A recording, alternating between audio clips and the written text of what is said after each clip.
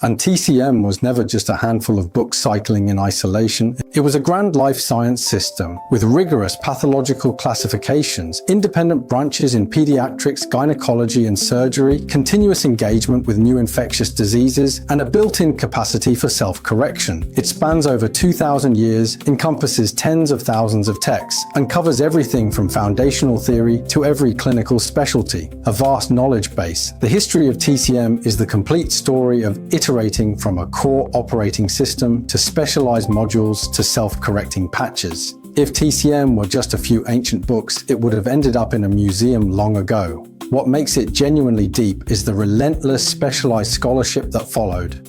Want diagnostics? The Pulse Classic by Wang Shuhei of the Western Jin dynasty 1,300 years ago catalogued the body's microcirculatory signals into 24 standardized pulse patterns. Diagnostic standardization, ancient style, want physical therapy? The systematic classic of acupuncture and moxibustion by Huang Fumi of the Wei-Jin period, 800 years ago, precisely mapped 349 acupoints across the human body, China's ancient precision targeting system.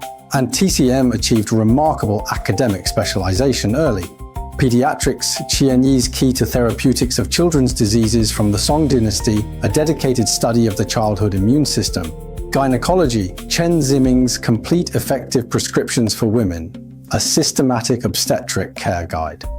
Pathology, Chao Yuanfang's general treatise on the etiology and symptomology of diseases from the Sui dynasty 1,400 years ago, documenting the mechanisms of over 1,700 diseases and even accurately describing the transmission routes of smallpox. This demonstrates that TCM was conducting extraordinarily detailed scientific classification over 1,000 years ago. And perhaps most impressive of all, the Qing dynasty physician Wang Qingren discovered that ancient texts had gotten the anatomy of the internal organs wrong. So he personally visited execution grounds and burial sites to observe real anatomical structures and wrote corrections of errors in medical works. What does that tell us? That TCM has always carried an empiricist, self-correcting gene in its DNA. So you see, TCM was never a handful of isolated scrolls. It is an academic ocean spanning millennia, supported by tens of thousands of works. Each one represents a serious scientific inquiry by the medical minds of their era, grappling with disease and human suffering. When we open these texts today, we're not just reading prescriptions. We're reading the deepest accumulated wisdom of humanity's long effort to understand life and defeat illness.